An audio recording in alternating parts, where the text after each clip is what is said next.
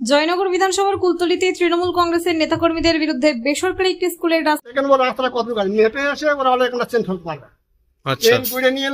রাস্তায় বাঁশ ও কাঁটাতার দিয়ে জোরপূর্বক অবরোধ তৈরির অভিযোগ উঠেছে। এর ফলে বন্ধ হয়ে পড়েছে স্কুলের পঠন পাঠন। অভিযোগ, গত 17 বছর ধরে প্রভাতী মণ্ডল নিজের পৈতৃক জমিতে এলাকার দুস্থ পরিবারের সন্তানদের জন্য বিনামূল্যে শিক্ষার সুযোগ করে দেন, কিন্তু সম্প্রতি শাসক দলের কর্মীরা স্কুলের সামনে সরকারি রাস্তা ঘিরে দেওয়ায় শিক্ষক শিক্ষিকা ও ছাত্রছাত্রীরা স্কুলে ঢুকতে পারছেন না। অভিভাবকরা প্রতিবাদ করতে গেলে তাদের হুমকি ও মারধরের শিকার হতে হয়েছে বলে অভিযোগ।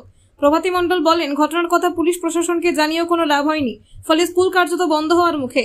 এদিন ঘটনাস্থলে যান মিমের দক্ষিণ 24 পরগনা জেলা সভাপতি সুজাউদ্দিন মণ্ডল ও দেশ বাঁচাও সামাজিক কমিটির সভাপতি হোসেন গাজী এবং জমিয়তে ওলামা হিন্দের প্রতিনিধিরা। তারা স্কুল প্রাঙ্গণ ঘুরে দেখেন এবং অবিলম্বে রাস্তা খুলে দেওয়ার দাবি জানান। মিম জেলা সভাপতি সুজাউদ্দিন মণ্ডল সাংবাদিকদের বলেন, শিক্ষা জাতি মেরুদণ্ড, অথচ তৃণমূল কংগ্রেস সেই মেরুদণ্ড ভাঙার চেষ্টা করছে।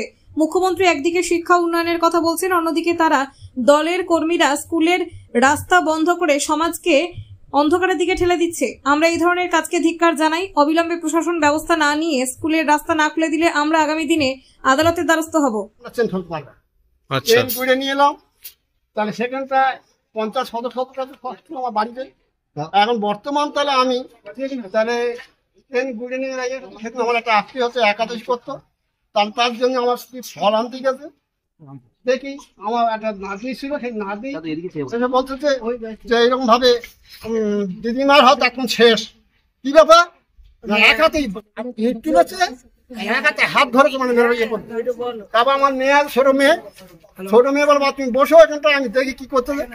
ছোট মেয়ে কি বল রাস্তার কি অবস্থা, মারতেছে মারাচ্ছে, মেরে সেরকম আমি তোরা কানে কানে আমার কোনো পায়ে বাড়ি মেরে দাঁত ফেলে দে, জলে ফেলে দে, চেপে ধরছে পাখের ভেতরে মেরে ফেললো ব্যাগ।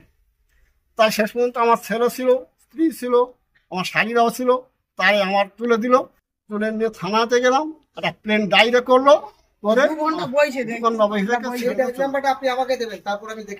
3 ঘন্টা বসে সকাল 10টায় যাচ্ছি, বেলা 4টের সময় আমাদের ডাইরে হচ্ছে।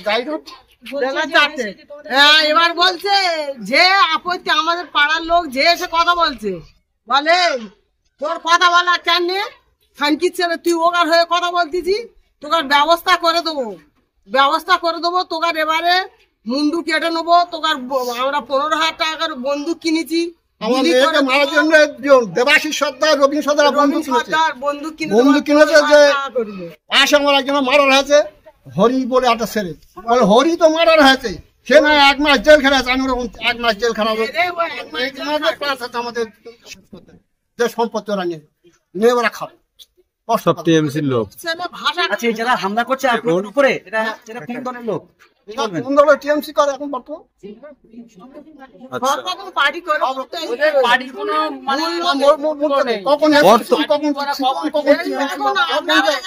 বর্তমান টিএমসি সব কর্মী।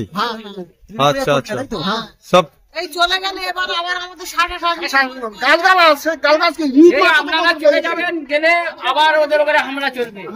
আচ্ছা আচ্ছা।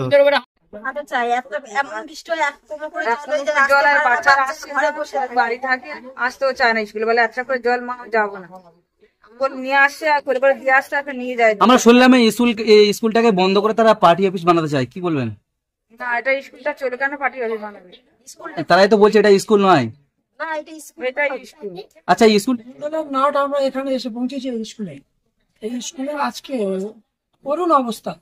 18 বছর এই স্কুল প্রতিষ্ঠিত, সেই স্কুলকে আজকে বলা হচ্ছে যে তৃণমূলের পার্টি অফিস।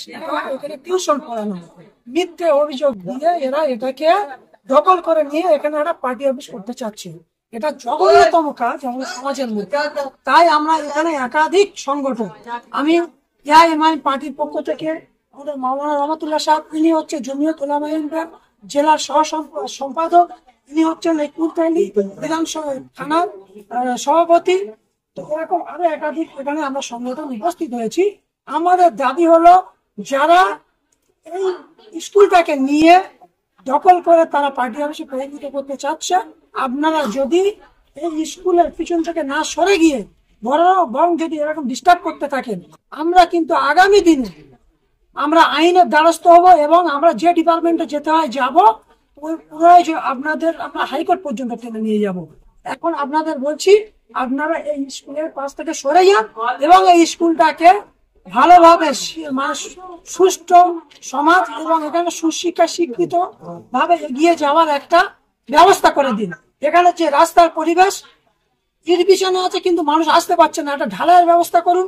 এখানে যে আমাদের রান্নাঘর কাঁচা আছে, সেই রান্নাঘরটাকে পাকার ব্যবস্থা করুন এবং বাচ্চারা এখানে কিভাবে সুশিক্ষায় শিক্ষিত হবে সেদিকটা আপনারা মনোযোগ দিন।